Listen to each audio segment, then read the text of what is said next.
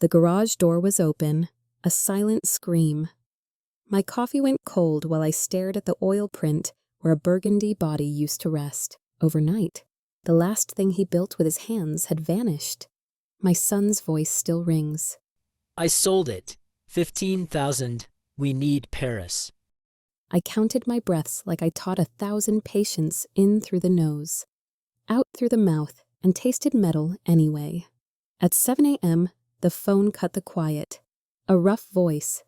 I have the car. There's something he wanted you to find. Something he hid. I looked into the hollow of the garage and smelled leather that wasn't there. I didn't yet know about the panel behind the radio. The folder waiting in the dark, the way truth would sprint beneath fluorescence and dragged to its knees. I knew the space was a wound, and something inside me, against all sense, had just turned over and started again. I am a retired ICU nurse, 8 months a widow, still living on muscle memory. Every morning I make 2 coffees without thinking his mug on the left, mine on the right, then remember the quiet that follows. I still set a second spoon. I still listen for an old radio in the garage that doesn't sing anymore. Grief is a routine you don't choose. It chooses you, then teaches your hands what to do. I fold laundry as if he'll wear the shirts. I water the fern he used to forget. Sometimes I catch myself turning to tell him something tiny, the sale at the hardware store, a neighbor's new dog, and my mouth just stops. People assume hospitals taught me how to face endings. Hospitals only teach you how to keep going while endings happen. The rest, the ache. The white spaces has to be learned at home, in the clink of a clean cup placed back on a shelf for no one. His car was the room in our house that breathed. Burgundy paint that caught sun like wine, chrome that made me check my hair without meaning to. He rebuilt it over 20 years, one bolt at a time, one paycheck at a time, one Saturday at a time. I used to pass him rags and pretend not to watch his hands, careful, steady, humming to a station that plays the same songs forever. He promised we'd take it on a retirement road trip, the kind with diners that smell like pancakes and interstates that glitter at night. He kept a journal on the workbench, tiny letters, neat lines, dates that march like soldiers' carburetor replaced, wiring harness corrected, paint cured. If love could be measured in torque specs and grease pencil notes, he measured it daily. That car was not a toy or a trophy. It was a vow kept in metal, a place our future was supposed to sit and shine. That morning, the garage felt colder than the weather report said. Light slipped under the raised door and went thin as it crossed the concrete, as if it, too, didn't know where to land.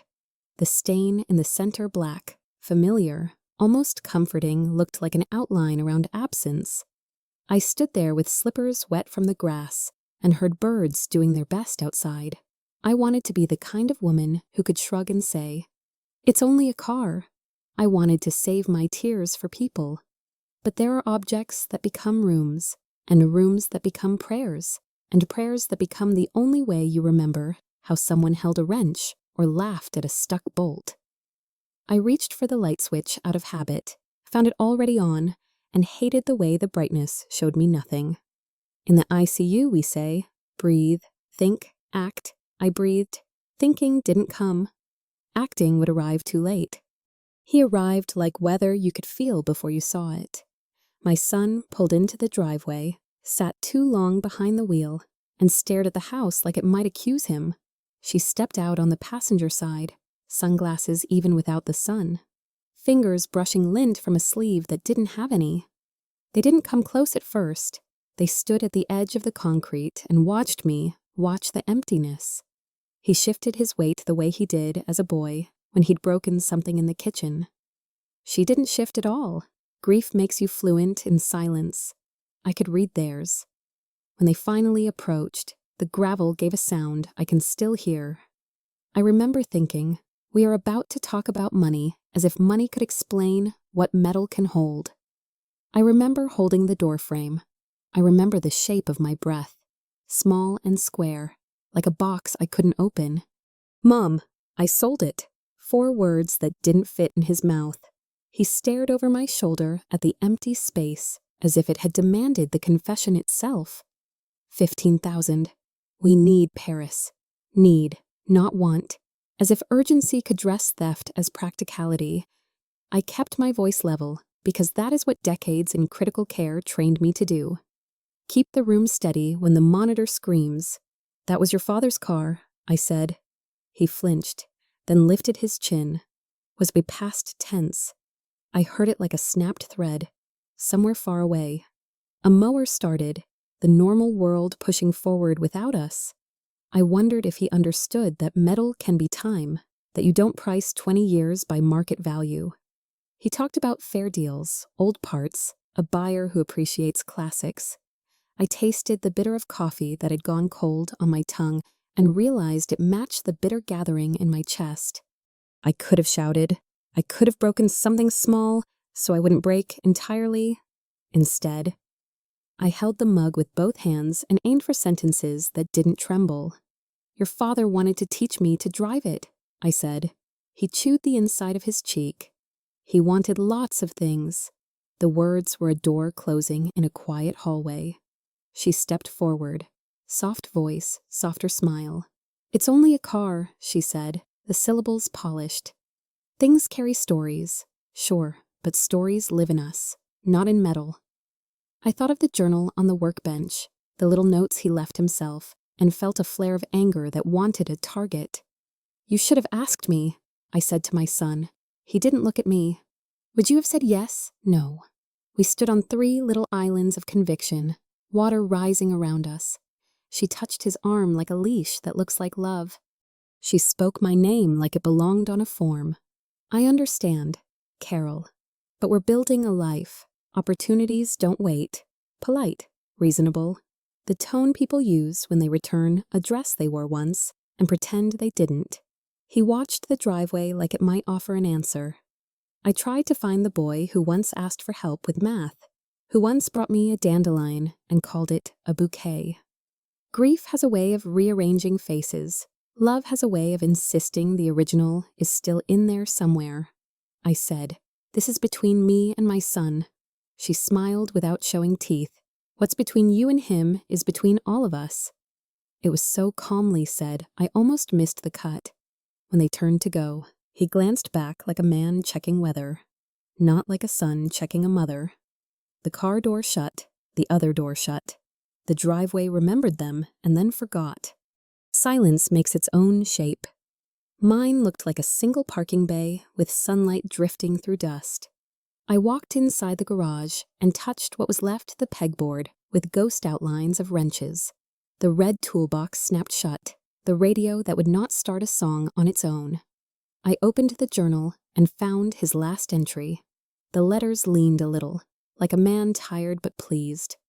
Almost done. Next summer we teach her to drive. I pressed my palm to the page as if warmth could coax him back through the ink. Breathe, think, act. I told myself again, but thinking only showed me more empty. I locked the door, turned off the light, then turned it on again because darkness felt like agreeing. In the kitchen, the second coffee had formed a skin. I poured it down the sink and watched the swirl go where I couldn't. That night, sleep never found the pillow it was promised. Dawn bleached the sky, thin and tentative. I was reading the same paragraph in the journal for the 5th time when the phone rang, an unfamiliar number with the insistence of news. I almost didn't answer. Do you have a minute? A man asked, voice roughened by something that wasn't age. I have your husband's car. The room narrowed. What? He was my friend, the voice said, steadying. He made me promise if anything ever happened, I would call you. There's something he wanted you to find. Something he hid. I wrote the address on an envelope that had only ever carried bills. My hands shook like they used to after a code blew. Shoes, keys, breath. As I stepped outside, the morning smelled like cut grass and a chance. The garage behind me was still and hollow, but a thread ran from that hollow to somewhere east. Tugging, I followed it, not yet knowing it led to a door behind a radio. His voice trembled like a bridge in heavy wind. "I'm from Graves Classic Auto. You should come now. He wanted you to know something." I wrote the address with a pen that scratched too loud on an old envelope. My shoes felt wrong, like I'd put them on the wrong feet, but they carried me to the car anyway. The city passed in blocks I'd driven all my life: pharmacy, diner, the hospital that taught me how to hold panic by the throat. I tried not to think about the stain on my garage floor, the way emptiness makes a room echo. I tried not to think about my son's mouth shaping the word sold. Traffic lights kept changing to green, as if the day had agreed to let me move forward without argument. When I turned into a row of low concrete buildings, chrome flashed in a window and something in my chest flipped. I followed it, like a fish tugged gentle by a hook. Showroom glass reflected blue sky and a woman with silver at her temples who didn't look like me. Inside, light took one long breath across polished hoods. He waited by the door, older than his voice. Eyes red the way grief leaves them when it finally lets go of your throat. "Thank you for coming," he said, but it sounded like I'm sorry. He led me between cars that smelled like leather and money. The floor was so clean I could see my doubt in it. He kept one hand on his pocket, like he was holding himself together. "He was my friend," he said, and the past tense made me wince. "He talked about you the way men talk about something they don't deserve but got anyway." We stopped at a shape under a gray cover. He didn't pull it back yet. He looked at me first, as if asking permission to break my heart and put it back together in the same breath. "He saved me," the man said, voice steadying as if it had found a rail. 25 years ago. No bank would touch me. Bad credit, worse timing, everything stacked wrong. He co-signed so I could buy these lifts and this roof over them. I paid him back, every penny. But I never paid down the thing he gave me belief. His hand hesitated on the cover. "I was at the funeral," he added. "I should have said this then." I nodded because I couldn't speak. Grief's worst trick is how it rearranges your mouth when you need it most. He took a breath, and the fabric slid, a gray tide peeling off a shoreline I knew. Like my own palms, red no, burgundy caught the sun and held it like a secret. The room tilted a fraction, just enough for the memory of his laugh to float up. "He kept talking about teaching you," the man whispered. "Next summer," he said. There it was, the last thing his hands built. The paint looked wet, though it was dry. The wheels sat like they knew exactly how to carry weight. "Your son sold it," the man said, quietly, as if telling me a patient had taken a turn. I looked at the polished curve of the fender and saw a boy with grease on his chin and a man drawing little boxes in a notebook. "For 15,000, he added. "And it's worth—" My voice frayed. "About 180, he said. The numbers scraped like metal against concrete. I felt my knees forget their job. He caught my elbow and guided me to a stool. "In the ICU, we lower the bed before we break the bad news." He lowered me. He didn't know what he had, he said. I stared at the mirror of paint and saw the outline of a woman who had lost the same thing twice. "He asked me to show you something if ever." The man's thumb worried a small smudge from the radio faceplate. "He and I worked on this one night," he said. He pressed a point only he could see, slid the bezel, and something in the dash clicked the way a lock announces itself. A panel loosened. Behind it, an envelope with my name in his narrow. Careful handwriting, a manila folder fat with corners. A small wooden box with a key inside. I didn't reach for any of it at first. I listened, as if paper could make sound before it was touched. The smell of dust and leather mixed into a note. I've known for decades his note. I lifted the letter because my hands knew where to go. That curve on the C of my name. The way the L leans, it's impossible to describe the particularity of someone's script until it's the last way they touch you. I opened the letter, and his voice stepped into the room. Not in sound, but in cadence. "If you're reading this, I'm gone. I'm sorry I didn't tell you sooner. You would have wanted to face it with me. He wrote the way he built patient, precise. I've been looking into her for 18 months. She is not who she says. I couldn't prove it before I ran out of time. The lines wove between apology and instruction, grief and grit. There is a key here for the safe deposit box. Use it when you're ready. You are not alone. Tom knows what to do. I made him promise. He had underlined promise twice. Not hard, just enough. At the bottom, protect our son. He's a victim, too. I pressed the paper flat and looked at the dash where the letter had slept. He had hidden his worry inside the thing he loved. The only place she never looked. The folder's clasp was tight, as if it didn't want to admit what it held. I opened it and found a map he'd drawn with pictures instead of roads. Wedding photos where she smiled the same way next to different men. Certificates copied neatly. A list of dates with notes in that patient script. Phoenix mother's house sold. Tampa father's shop liquidated.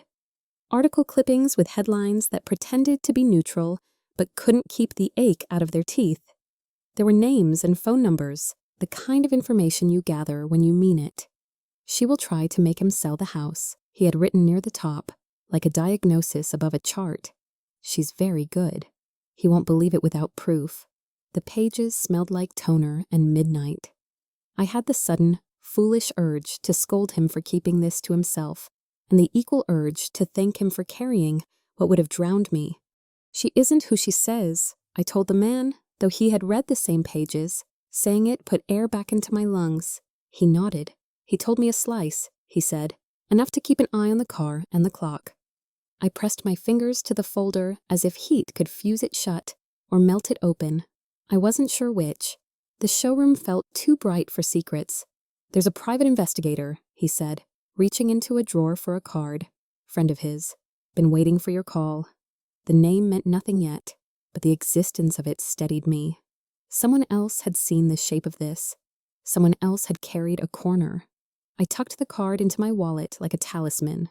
The car sat there, gleaming, a patient on a ventilator, steady in a way that hides how close it came to being lost. I wasn't steady, but I stood. We sat with the car, the way families sit with difficult news, quiet. Not because there's nothing to say, but because words would only make the edges sharper. He made me promise. The man said again, as if repetition could spend the debt. If anything happened, call you, open the dash, put it back the moment you're done. The folder went into my bag. The letter went against my heart. The key went into the small pocket where I used to keep a roll of lifesavers for long shifts. When I stepped outside, the sky had thrown off its morning haze. The air tasted like cut metal and a beginning I wouldn't have chosen. In the car, I called the number on the card. The man who answered had the patient cadence of someone who has introduced himself to grief more times than he wanted. We chose a cafe near the hospital because apparently I can't tell the truth anywhere else. He was waiting with a plain folder and a coffee gone cold. The two standard tools of men who chase facts. I worked with your husband, he said, as if that verb could hold friend in secret and late night in the same syllable. He wanted proof before he brought you in. He didn't want to break your heart with a theory. He slid the folder to me. Inside were printouts from forms where caregivers ask loaded questions and get answers that sound kind while pointing toward profit. She seeds narratives. He said, first concern, then alarm, then urgency. In 6 months, you'll hear the words, for your safety, so often they lose meaning. He showed me browser histories that made my skin prickle facility tours, legal templates, memory assessment questionnaires. He had a page of numbers 3 credit cards in my son's name. Balances that didn't fit in his paycheck. She builds pressure, then offers the release valve cell. What happens if I confront her now? I asked. Though I already knew the rule, never pull a tube you can't replace. She'll pivot, he said. Turn your concern into control, paint you as fragile, paranoid. He'll want to protect her from you. He didn't say the next sentence, so I did, and he'll resent me. He nodded. In hospitals, we talk about timing like it's another drug too soon. It harms, too late. It fails. He has to find the edge himself. The investigator said, "We give him a map, we let him walk." It wasn't the kind of plan that satisfies the part of you that wants sirens and handcuffs. It was the kind that respects the person you're trying to save. I tucked the new pages into the old folder.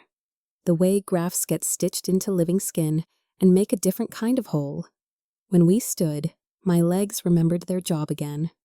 Home was the same house with a different temperature. The garage door was closed now, as if to hold what wasn't there in place. I stood where the bumper used to rest and said his name out loud. It didn't echo, it absorbed. I wrote a list at the kitchen table because that's what we do when we can't control outcomes. We honor details. The photographs she took for decor ideas, the brochure that slipped from her purse memory care with a manicured courtyard, the way she complimented me for remembering so well for my age, like praise that pets your hair against the grain. The questions about where I keep documents, as if a deed could be another recipe card. I dated each entry. Dates matter, timelines matter. In a ward, patterns are the difference between symptom and story. I closed the journal he left and the one I had started, and placed them side by side, two spines touching like hands. On the top page, he'd written it like a diagnosis. She will push him to sell the house. I don't have enough proof. Finish what I couldn't. The words steadied and shattered me in the same breath. I stood there in Tom's garage, wrapped in the smell of oil and metal, the elements he trusted. When people grew slippery, and I cried the way grief insists you do when you finally admit the shape of the threat. I pressed my palm to the fender as if the car could transmit him back through steel. Love hides in odd places under a radio faceplate, behind a neat loop of handwriting, inside a plan meant for the day you're not ready for. I thought of all the times I told families, "We'll keep watch." Now it was my turn to keep watch for my son, for our home, for the promise he underlined twice. I folded the letter along its old crease and breathed. Tom didn't hurry me. He stood near without crowding, a hand hovering at the edge of the moment like a guardrail. "You'll need help," he said softly, and placed a business card on the workbench as carefully as a nurse sets a syringe.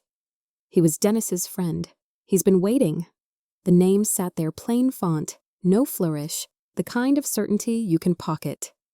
"I should have told you at the funeral," Tom added, eyes shining with a gentler kind of regret. He made me promise to wait until there was a reason. Promises feel like wait until they feel like wings. I slipped the card into my wallet behind my driver's license, a quiet stack of identities I might need. We covered the car again, the fabrics whisper like a curtain between present and past. Outside, sunlight hit chrome in a way that dared me to look away. I didn't. I thanked Tom and chose forward. We met at a cafe that lives on the hospital's shadow, a place where good news and bad news get the same coffee.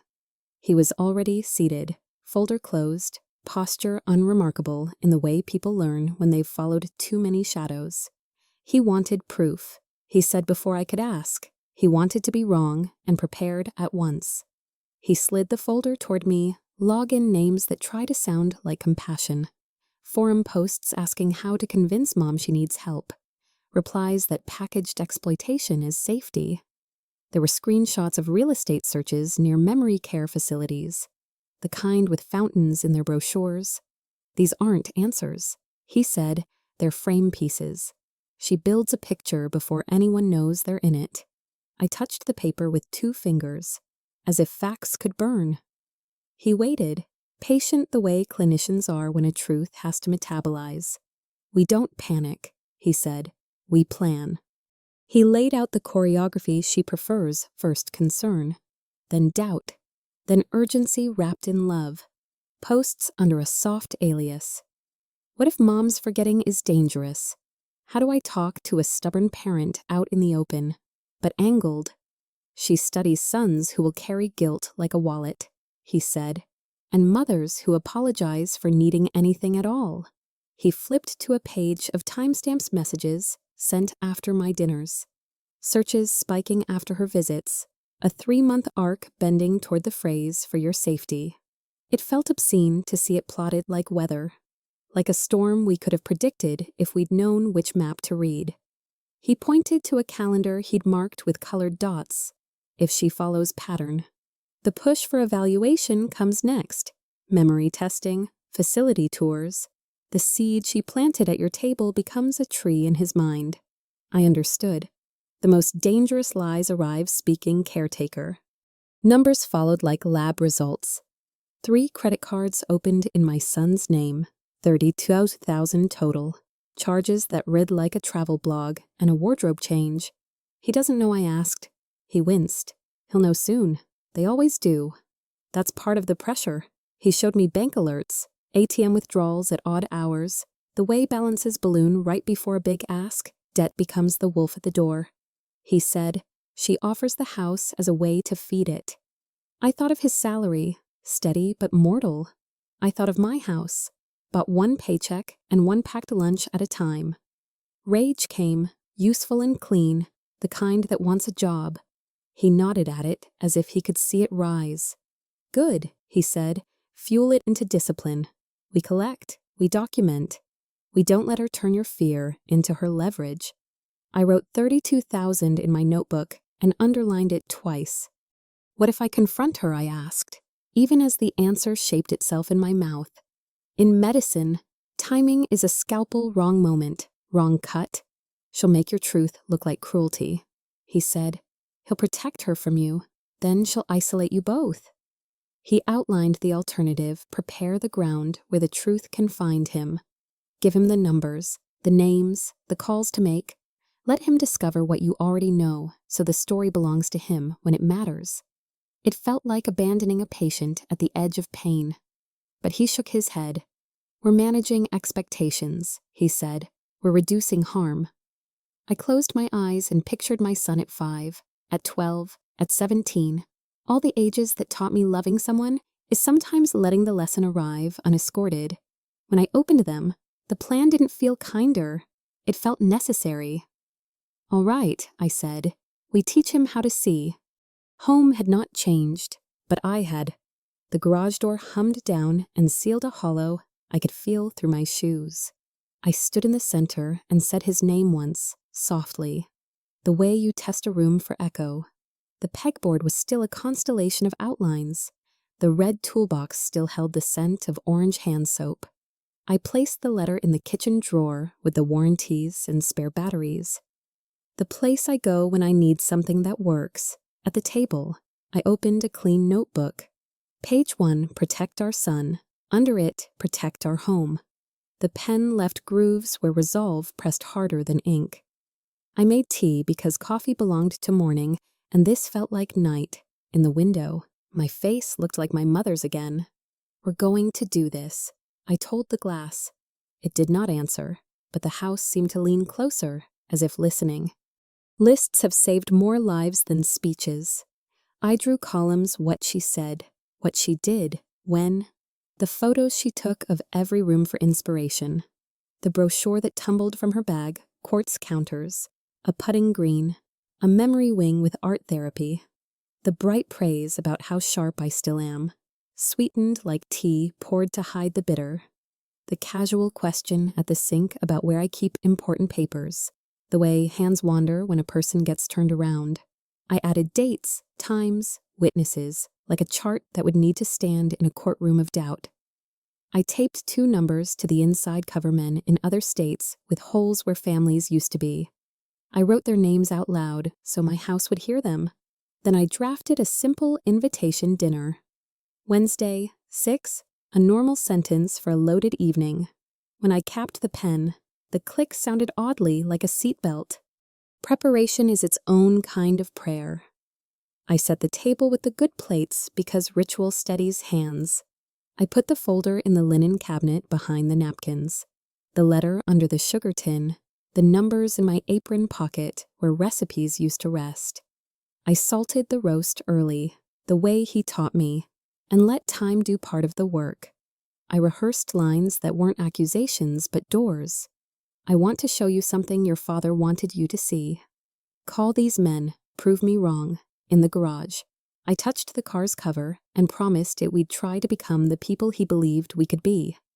On the fridge, I wrote the date for myself.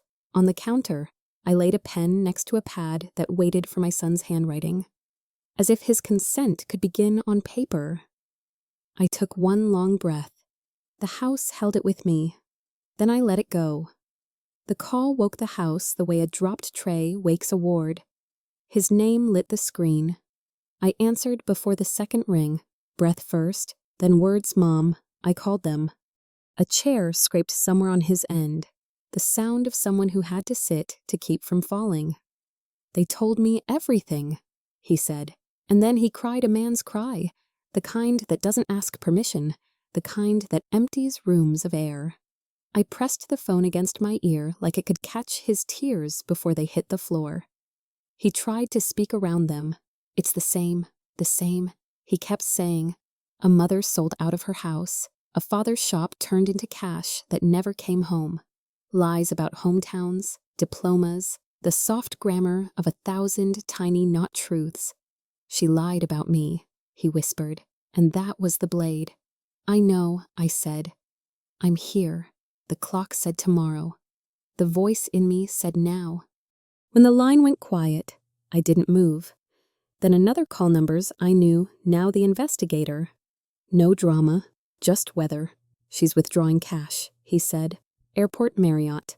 Ticket to Mexico City, 6 a.m. one way. The words clicked into place the way instruments do when a code is called. We'll need your son's statement on the cards, he added. And you both to meet me at 3. The house held its breath and then exhaled into motion. I put on shoes I could run in. I pulled the folder, the letter, the list, as if paper could authorize courage. I texted my son, come, we leave at 3. He arrived with the posture of someone walking into a room where he'd be measured. We signed what was needed, said aloud what had been secret. In the car, the city unspooled dark and empty. A place awaiting its first coffee. My hand found his in the console's narrow country. We go, I said. The airport at 3:30 has the moral clarity. Hospitals envy it's awake or it isn't. And the lights refuse to argue either way. We parked under a spill of fluorescent and walked with our coats open. Breath-making small ghosts. Security lines were skeletons waiting for flesh. The investigator's wave drew us behind a column with a good view and bad acoustics. 2 detectives blended into travelers, badges tucked away like quiet knives. My son looked like a man who had worn a costume that did not fit and finally tore it off. He stared at the floor until I touched his sleeve. Look up, I said softly. We need to see. He nodded. The tiniest hinge. We rehearsed nothing. Justice doesn't accept scripts. When they move, you do not. The investigator murmured. I nodded. I've stood that still by strangers' beds. The board rattled to life, letters flipping from fantasy to plan. We waited for a name to enter the room. Before the sun admitted morning, she arrived. Luggage the size of a week. Coat that said winter was a rumor. Sunglasses that turned the terminal into her reflection. She rolled her case like the world was flat. If I hadn't known, I would have believed the choreography, the tidy steps, the polite pivot to check the line.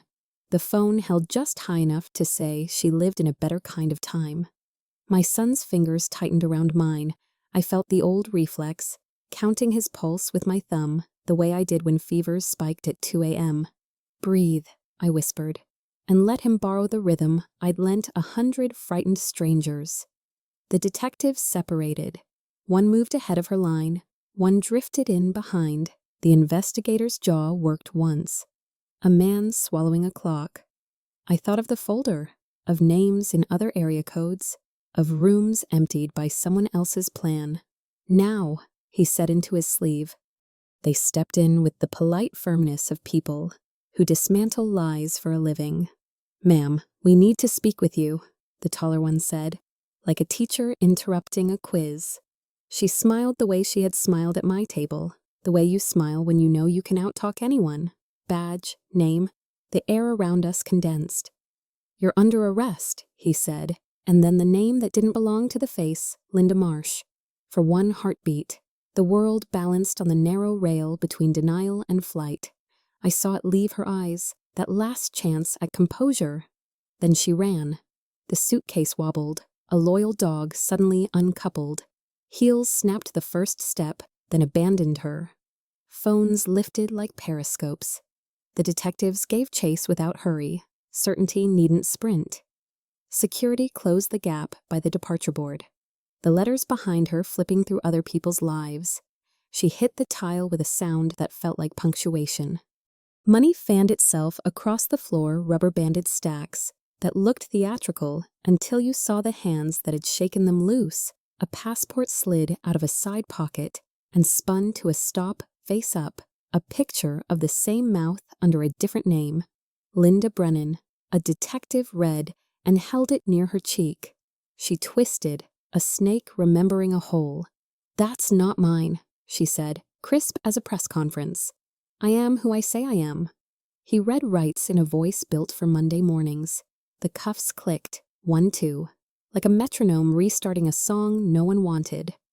I didn't step closer. I didn't step back. I let the space exist like a choice I'd already made. My son stared at the passport as if it could apologize. It didn't. People whispered, the way crowds do when they almost witnessed something very bad and are grateful their tickets did not include blood. Then she saw us. Recognition reassembled her like a mask snapped back into place. Rage arrived naked. Without the silk wrap, she lunged a step the cuffs permitted and spit the words at me like Stone's nosy old woman, then at my son. 3 years I built this for you. You think you're special. You're nothing. I felt him flinch in the muscle beside my hand. I stepped forward not to threaten, but to gather. "We're done," I said quietly. A nurse's voice writing a time in a chart. She laughed. The sound, a door slammed and shoved again. "You ruined this," she hissed. "You don't even know how much." A detective guided her toward the unmarked door that takes people into rooms they don't come out of for a while. She looked back once, the last vinegar of power burning off in the light. For the first time, I saw her small. Silence doesn't exist in airports, it just rearranges itself. After they took her, everything sounded too loud. Announcement chimes, coffee grinders, a child insisting on a window seat as if the sky were negotiable. My son shivered once, like someone stepped off his grave. "It's over," I said, meaning the sprint, the pretenses, the dangerous lullabies. He shook his head, eyes fixed on the place where she had been. "No, Mom. It's beginning." I understood. What ends in public begins in private, sorting bank statements, unbraiding debts, returning keys that were taken instead of given. He leaned his forehead against the cool of the column and breathed like a man resurfacing. The investigator approached, gave us the summary language of process charges filed, coordination with other states, statements later today. We nodded at the words as if they were weather. We walked out into a morning so clean it was almost rude. Daylight didn't apologize. It never does. On the drive home, fatigue hit like anesthesia administered at the right dose. We didn't talk. We let the city pass billboards, buses, a bakery firing its first trays. At a red light, my son said, Dad tried to tell me. Not accusation, not penance, just a sentence that had waited for permission. He knew you'd need proof, I said. He was building it. My son nodded, jaw tight, learning how to hold two truths without letting either fall, that he had been loved and that he had been fooled. We stopped for gas because that is what you do when the day asks for ordinary. He insisted on paying with cash, as if plastic had betrayed him. Back home, he carried the folder inside like a newborn, careful and awkward. I unlocked the door and the house exhaled. On the counter, I set 2 mugs without thinking and didn't move the second away. We were not done. We were together. The rest of that day arrived in tasks, police station, forms. A detective with a face made of routine kindness asked my son to tell the story, in order and then again out of order. He did. The details tried to wriggle. He pinned them down with dates and the small courage of admitting what you didn't see when it would have helped to. We signed things. We listened to plans bigger than our kitchen. When we finally came home, the sun was already choosing other roofs. My son stood in the garage doorway and stared at the covered car like a patient asleep after a surgery you almost canceled. I thought it ended there, he said, meaning the airport, the cuffs, the public end. No, I answered. It ended before that, and it will end again here, and here, and here. He looked at me, understanding. We stepped inside the garage as if crossing a threshold into work. 2 weeks later, the call came with the kind of finality paperwork gives pain. They had confirmed the name behind the mask, tied threads across states, stacked charges in sober lines, federal fraud, identity theft, deception that left families speaking to empty rooms. I listened with the phone at my ear and watched dust float in a square of afternoon sun. It didn't feel like victory. It felt like a room where someone had finally turned the alarm off and you could hear your own breathing again. My son sat at the table, hands around a mug gone cool, eyes rimmed red from nights that forget to end. We didn't high-five. We didn't toast. We nodded like people who know the difference between a cure and a treatment. The detective promised updates. The investigator texted 2 words. It holds. I wrote the date beneath the last entry in my new journal and underlined it once. Some days, closure is quiet on purpose. I took the small wooden box from my bag, the one that felt heavier than it should for its size, and drove to the bank. The manager led me to the vault with the respectful hush reserved for grief and money. The key turned with a click, like a knuckle releasing. Inside an envelope, thick cardstock, his handwriting anchoring my name as if to tether me to steadiness. Stock certificates I had forgotten were ever discussed. A company I'd never said out loud. The manager typed and then blinked twice, as if numbers could be rude. Current value approximately 342,000, she said. Careful with syllables that move floors under people. I sat because sitting preserves dignity. He had bought security with faith long before we needed it and tucked it away where fear couldn't find it. Use it when you're ready, his letter said. Don't let anyone make you afraid of being poor. Carol, I folded wealth like linen. At home, I put the certificates where groceries had sat and read his letter again, slower, tasting each sentence like broth. Live well, travel small if you like, stay independent. I realized how cleverly he had divided our safety evidence in the car she never touched. Money in a vault she'd never suspect, like fire breaks set before a spark. I wrote 2 checks for men I'd never met in person, notes tucked beneath each. For your mother's memory, from someone who understands, and for your father's hands, from a family that almost lost theirs. I did not expect answers. You shouldn't do good to hear shoes running back toward you. Then I made a different kind of list roof, taxes, the water heater that coughs, the places I might go for a weekend and not feel guilty for smiling. Stability isn't a surprise party. It's a grocery list you can finally finish without choosing between milk and light bulbs. He arrived with 2 suitcases and the look of a boy who knows where the spare key is kept. Just for a while, he said, and I stepped aside because there are doors. You should never make your child knock on twice. The room at the end of the hall still wore his adolescence posters curled at the edges. A shelf of trophies that once mattered more than fear ever did. He set the cases down as if they might go off. You don't have to explain, I said. He nodded like a man whose words had spent themselves on the wrong listener for too long. That night, I cooked too much on purpose and packed leftovers into containers with labels.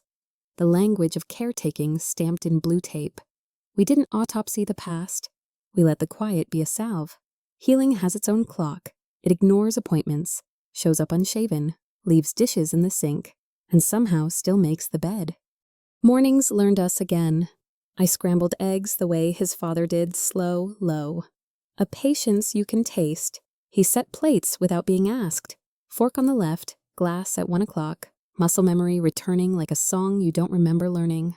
Some days he talked about therapy, the uncomfortable places where truths sit and refuse to move until you look them in the face.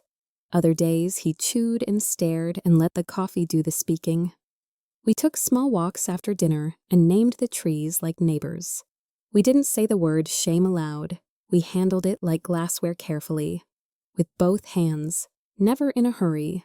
I kept the porch light on even when he was home. A signal to parts of him still lost on roads I couldn't follow. Once, he stopped at the garage door and rested his palm against it, as if feeling for a heartbeat. It answered. Or maybe we imagined it together. The knock came on a Saturday that smelled like cut grass and second chances. I opened the door and saw Burgundy idling at the curb, sun cupped in chrome. He stepped out from behind the wheel with the gentle pride of a man returning a borrowed miracle. "She belongs here," he said simply. Papers rustled where promises live. I didn't argue. Generosity begged no debate. The engine quieted, and the neighborhood exhaled. My son came to the porch as if pulled by a string he didn't know was tied to his chest. He stopped on the top step, eyes glassing. "I don't deserve," he began. I cut him off with the truth. "Your father never wrote worthiness into the will. He wrote love." We opened the garage together. The space took the car back like a lung. Taking air after a long hold, the oil stain finding its match, the light learning where to land again. He stood beside the fender with his hand hovering, not yet touching, like a person at a bedside waiting for permission. "I sold it," he whispered, confession repeating itself even after absolution. "And you came home," I said. "Both things are true." He nodded without looking at me. Inside. I made coffee for 3 out of old habit and set the third cup by the journal on the workbench like an offering. He opened to a page with a smear of thumbprint grease, the closest thing we have to a photograph of a feeling. "He wrote about me here," my son said, voice working. Taught him to change the oil, listened well, hands careful. We let tears do what they were built to rinse without erasing. "If love can be measured," I said, tapping the margin. "He measured you in lines and bolts, not mistakes, outside." The car cooled with that soft ticking sound that means I'm here. We turned to the page titled Teaching Brian Ink Neat. Arrows small and sure. Start with the oil. Always check before you drive. Know she's ready. I read aloud the way I used to read bedtime stories, and he followed directions like instructions could resurrect. Dipstick, wipe, dip, read ritual as reassurance. He traced hoses with a finger, naming parts under his breath until language came back to him. We checked coolant, brake fluid, belts, the quiet choreography of caretaking transferred from person to machine. The radio, silent for months, clicked to life and found a station that still believed in guitar solos. He smiled without apology, the kind that warms a room from the stove out. "I forgot I like this," he said, doing one true thing at a time. We closed the hood like tucking in a child. The garage held the smell of oil and hope. Both stain, both bless, both linger longer than you think. On a Sunday that remembered spring, I slid into the driver's seat. The leather held its cool the way a hand can be, both steady and kind. He took the passenger side and checked my mirrors from habit he must have caught in the air as a boy. "Ready?" he asked. I nodded and turned the key. The engine woke like a story you've heard before, but never from your own mouth. We rolled down the street that knows our mailbox and our losses. Wind pressed against my cheek the way a palm does when it's saying I'm here without words. He laughed an honest, surprised sound that made me want to drive forever. We passed the hospital where I learned to keep breathing for other people, and the high school where he learned to run toward what he wanted. When we pulled back into the driveway, I backed in, just as he did, a small homage to muscle memory and marriage. The silence after felt earned. That night we didn't go far, just a slow loop past lit porches and the bakery that sets tomorrow at 4 a.m. Back in the driveway, we sat with the engine ticking its small applause. "I kept choosing her over you," he said, eyes on the windshield where moths wrote their brief poems. "Over Dad. I let the quiet hold the truth so it wouldn't bruise. You chose what you thought was love." I answered, "That's never the wrong instinct. It was the wrong audience." He laughed without joy, then looked at his hands. "How do I make this right?" The list that rose was ordinary, which felt wholly pay bills, make calls, show up. You make right by making new. I said, one small repair at a time. He nodded, a hinge catching and then moving. We went inside. I left the garage light on, the way you leave a porch lamp for someone still on the road, even if, technically, they're already home. We visited his grave on a morning blue enough to ask for forgiveness. The stone didn't say everything, but granite never can. My son stood with his hands in his pockets like a boy sent to apologize for breaking a neighbor's window. "I sold your car," he said to the air, voice steadying on the second word. "I didn't listen. You were trying to protect me." He swallowed. "I see it now. I do." I placed my palm on the cool top edge, the way I used to test his forehead for a fever, and said the line I'd promised myself to save for exactly here. "We're taking care of what you left." We told him small things about the dipstick, the radio station, the way the garage smells right again. Wind lifted the maple and put it back down. Leaving felt wrong and right at once. On the path. My son took my elbow like he'd learned kindness somewhere and wanted to try it out. The prosecutor's office looked like all the others. Beige walls, chairs that forgive nothing, a clock that tests patience. We gave our statements again, the expensive way of telling the truth. "Victim impact," she asked, pen ready. I thought about going grand, but grief has trained me to choose concrete. I wrote, "She tried to turn my home into her exit strategy. She taught my son to distrust the hands that raised him. She made safety sound like surrender. We are repairing what can be repaired. We are remembering what cannot." The prosecutor nodded, satisfied not by drama but by detail. On the way out, a bulletin board asked for volunteers for court support. I took a pamphlet. It seemed fair to offer presents where people sit scared and wait to be called by names that don't sound like them. Outside, my son squinted at the sun like it had changed since we went in.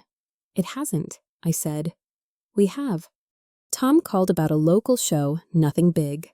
Just a Saturday lineup where Chrome attracts stories and stories attract more Chrome. "Bring her," he said. "Let her be seen." We parked among paint jobs you could eat with a spoon. Men of a certain age bent to look under our hood and said vows in the language of torque. I stood back and watched my son explain the build, as if translating a letter, wiring harness here. Hand sanded there, and recognized his father standing just behind his shoulder. Not haunting, just helping. A kid asked if the car was fast enough to forgive, I said, before I could stop myself. Tom grinned.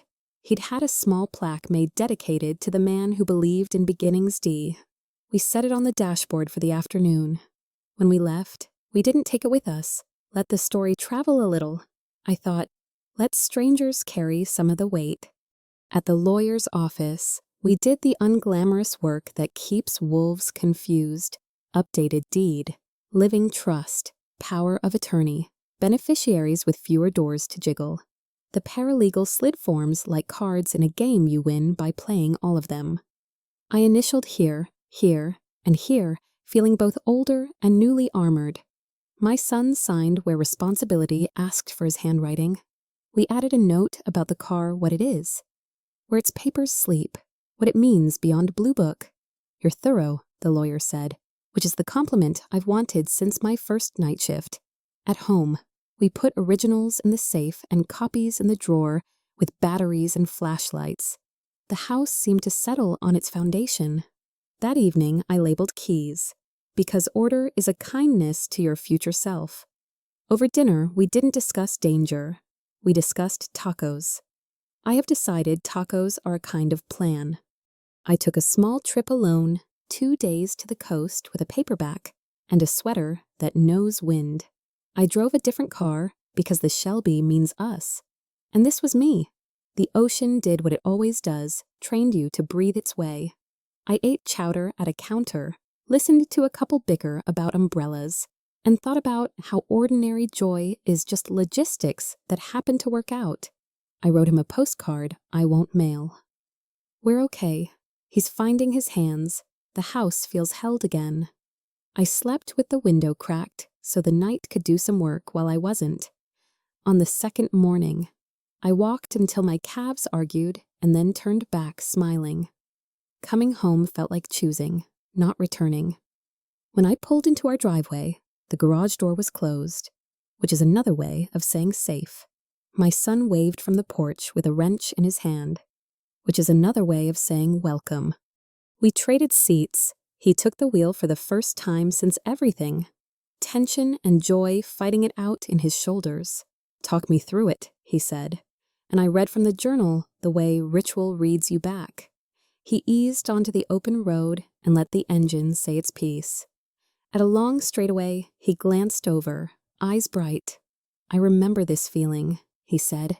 The one we're forward isn't scary. We pulled into an empty lot behind the hardware store ghosts of parking lines like faint veins and practiced backing in, straightening, trusting mirrors over memory. He laughed when he overcorrected. I laughed when I did. On the way home, he reached across and squeezed my hand once, light as a blinker. Thank you for not giving up on me, he said. Not dramatic, just exact. I didn't. I answered. He didn't either. The radio found our song without us asking. The light turned green. We went. At home, we did the unshowy work that builds a life, back fraud affidavits, freezes on his credit, new passwords written in a notebook that lives in a drawer instead of a cloud. He called customer service reps and practiced telling the story without apologizing, which is harder than it sounds. I handled the hold music classical strings that turned into weather if you listened long enough. We kept score not in dollars, but in relief one account closed. A charge reversed, a promise emailed. Between calls we made grilled cheese, the way he liked as a kid, too much butter, pan low, a lid to coax the melt. I'm sorry, he said into the sizzle, not for the first time. I know, I answered, not for the last. We ate at the counter like conspirators, elbows touching, the car key between us like a small moon. When the last confirmation arrived, he exhaled a sentence I felt in my bones. It's starting to feel possible. On Saturday, we drove nowhere with intent. The sky was the exact color of the hood when clouds pass. A private joke between paint and weather. We took the long road past the lake, where teenagers dare each other to jump, and didn't talk for 20 minutes because silence is better when it's chosen. A diner's neon open winked, and we obeyed. He ordered pancakes, I ordered coffee that tasted like the 70s, and we split bacon because compromise is a virtue. A jukebox shuffled itself into something his father used to hum under the car. And we looked at each other like witnesses. I thought I'd never want this road again, he said, syrup shining on his fork. Now I'm afraid to want it too much. Want is not a crime, I said, and smiled. On the way back, we stopped for pegboard hooks and a magnet tray, small tools for keeping what you love where you can find it. Sunday, we invited the circle that held the rope with us, Tom, who arrived with a loaf of bread and the casual heroism of a man who keeps promises, Peter, who brought nothing but time, which is the gift professionals seldom give. For free. We ate on the porch paper plates, laughter that didn't need to perform. Tom asked to hear the engine, and my son obliged, easing the car to the curb and back with the calm of a person who has decided not to rush the good parts. Peter stood at the garage doorway and said, "You did the hardest thing, believed what hurt, before it helped." When the sun angled low, I handed my son the key on a new braided fob I'd made from an old leather strap of his father's. Not a ceremony, I said. Just a note. He turned it in his palm, like a promise trying on a shape. That night, before bed, I whispered the old instruction: breathe, think, act, and turned out the garage light. Now, when sunlight pours across the garage and dust lifts like quiet confetti, I don't see an empty space I survived. I see a presence I still live with. He's here in the low thrum when the engine settles, in the tick-tick cooling after a drive, in the way my son's palm tests the hood like a blessing. He's here in the letter creased along its old fold, in the habit that whispers breathe, think, act, in the oil stain that never left and never will. Love didn't end. It changed form into torque specs and roadmaps, into a spare key in a wooden box, into the soft yes of forgiveness said out loud where metal can hear it. If you've ever lost something you thought was priceless, could you forgive the person who let it slip away? Tell me in the comments. And if this story found you on a day you needed proof, stay with me here. Sometimes we're still protected, especially when the protector is gone.